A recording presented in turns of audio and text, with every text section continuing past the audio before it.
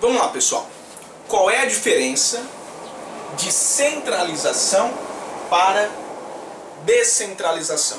Porque eu já disse que forma de Estado é a maneira que o poder político é distribuído. Se for distribuído de uma maneira centralizada, ele vai ser unitário, e se for distribuído de uma maneira descentralizada, ele vai ser federal. Mas para você compreender isso direito, você precisa saber o que é centralização e o que é descentralização. E vai aqui o conceito. Anotem.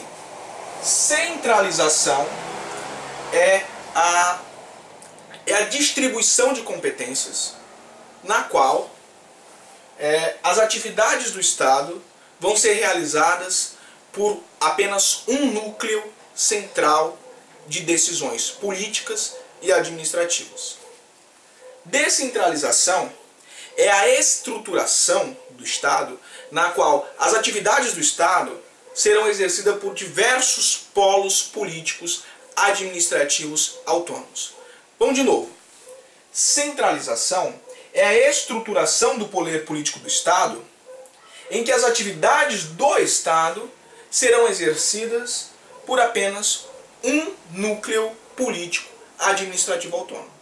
Já na descentralização, as atividades do Estado serão exercidas por diversos núcleos políticos administrativos autônomos. Vamos lá. Centralização, apenas um núcleo político administrativamente autônomo para realizar as atividades do Estado.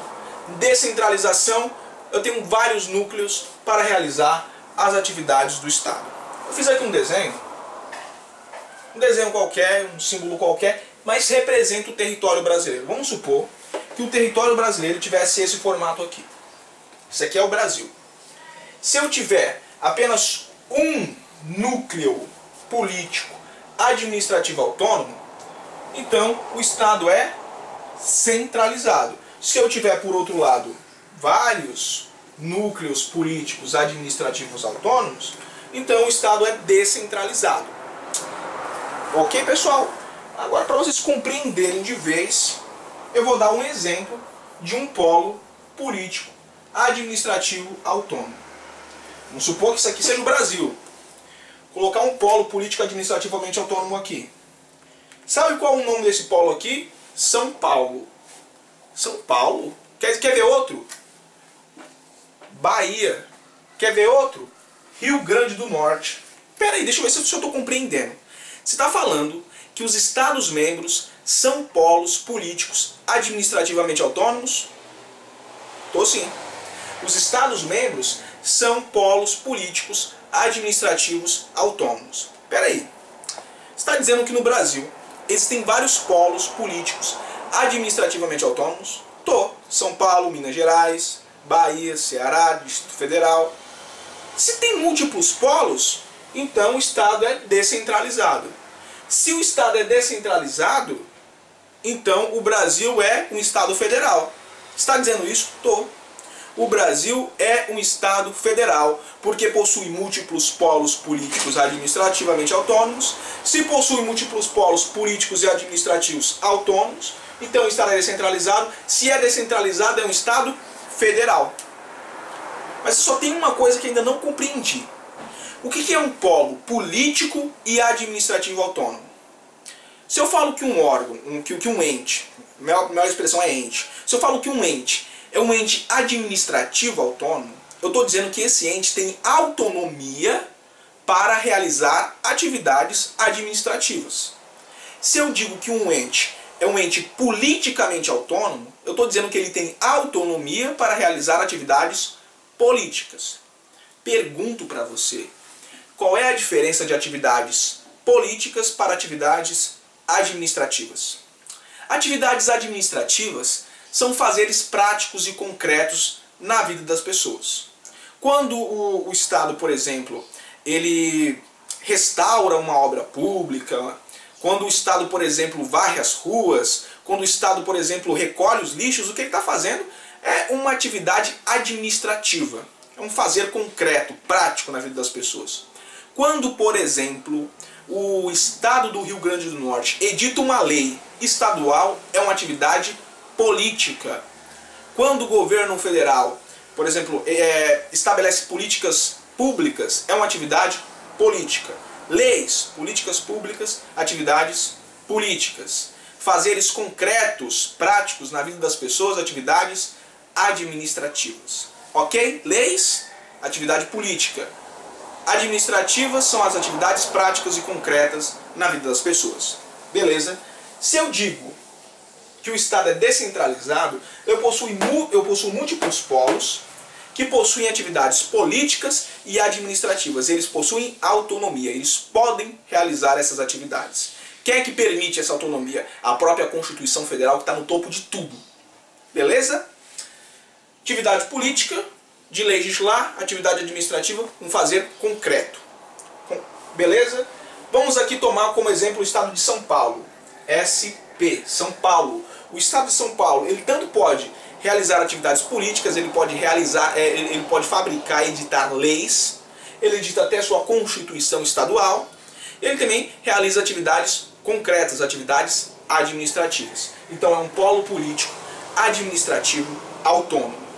Vamos aqui fazer outra diferenciação entre Estado centralizado e Estado descentralizado. Vamos aqui considerar que esse Estado aqui em questão, ele seja um Estado centralizado. Se é um Estado centralizado, ele possui apenas um polo político administrativo autônomo. Sabe o que isso significa? Significa que esse polo aqui, ele vai editar leis, ele vai tomar medidas administrativas para todo o território do Estado. A pessoa que mora aqui, nesse polo, vai ser atendida por esse polo. Mas a pessoa que mora aqui, no outro lado do Estado, também vai ser atendida por esse polo. Muitas vezes, a centralização pura, ela vai distanciar as pessoas que moram aqui do Estado, que está tomando as medidas administrativas e políticas aqui. Sabe o que muitos estados unitários fazem? E a maioria dos estados unitários hoje, se não dizer todos, fazem isso. Eles desconcentram. Perceba, desconcentração é diferente de descentralização. Desconcentração, está aqui, ó. Desconcentração. Descentralização é outra coisa. Wesley, o que é desconcentração? Desconcentração é a divisão interna de competências. O que acontece? Esse ente aqui, ele vai distribuir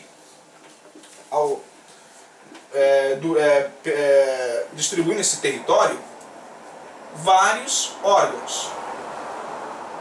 Mas esses órgãos não são autônomos. Esses órgãos pertencem a esse ente. Quem tem autonomia aqui? Esse ente. Esses órgãos aqui possuem autonomia? Não. Mas por que ele cria? Por que esse ente cria esses órgãos? Para as pessoas que estão aqui, serem melhores ouvidas pelo Estado unitário. A pessoa que está aqui vai comunicar os seus problemas do dia a dia para esse órgão que está aqui. Esse órgão tem autonomia? Não.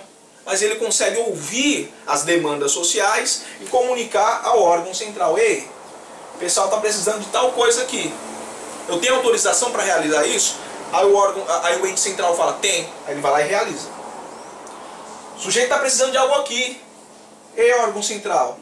Ei, ente central. Posso fazer isso? Pode. Então ele faz. Perceba que esses órgãos, eles não têm autonomia. A autonomia pertence ao núcleo central.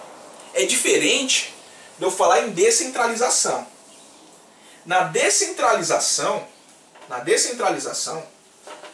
eu possuo múltiplos polos políticos administrativos autônomos. Se esse órgão político administrativo autônomo, se São Paulo quiser fazer alguma coisa, dentre as atribuições que ele possui para fazer, ele não precisa pedir autorização para a União, não. Dentre as atribuições que a Constituição deu para São Paulo, ele não precisa pedir autorização para Brasília ou para o Distrito Federal, não. Ele simplesmente faz. Por quê? Porque quem estabelece aquilo que ele pode ou não fazer é a Constituição Federal.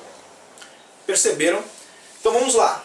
O que é formas de Estado? É a maneira que o poder político é distribuído. Se o poder político for distribuído de uma maneira centralizada, o Estado vai ser unitário. Se o poder político for distribuído de uma maneira descentralizada, ele vai ser o Estado federal. O que é maneira unitária de distribuir o poder? É você elencar apenas um polo político administrativamente autônomo para realizar as atividades do Estado. O que é uma maneira descentralizada de distribuir o poder? É você elencar vários entes políticos administrativos autônomos para realizar as atividades do Estado. Agora, quando eu falo de entes autônomos, às vezes você pode confundir com o conceito de soberania. Não tem nada a ver. Soberania é uma coisa, autonomia é outra coisa diferente. Soberania, quem possui é o Brasil. O Estado brasileiro possui soberania. Autonomia, quem possui são os entes. São Paulo, Bahia, Minas Gerais, ele possui autonomia. Afinal, qual é a diferença de soberania para autonomia?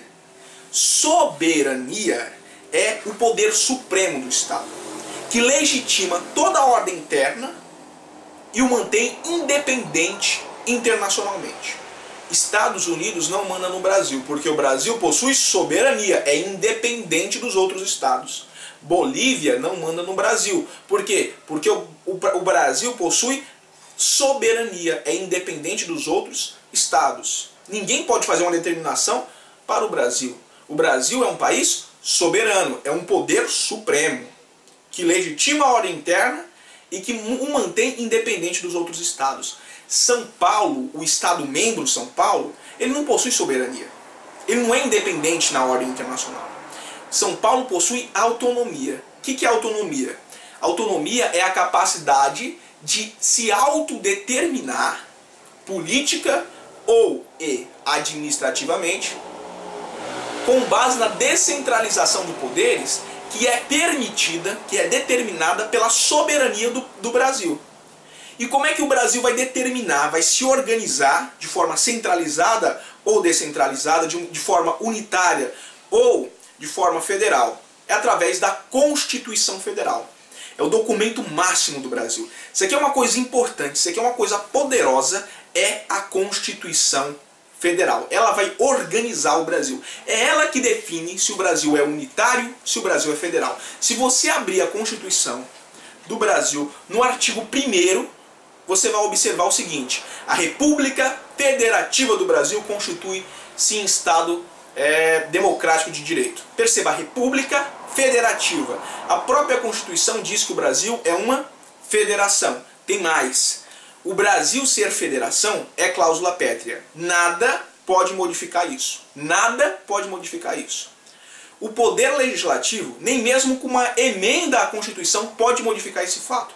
O Brasil nasceu um Estado federal e vai morrer um Estado federal. Para você mudar isso, você tem que acabar com o Brasil e criar outro país, através de uma nova Constituição. Vamos fazer uma recapitulação dessa aula.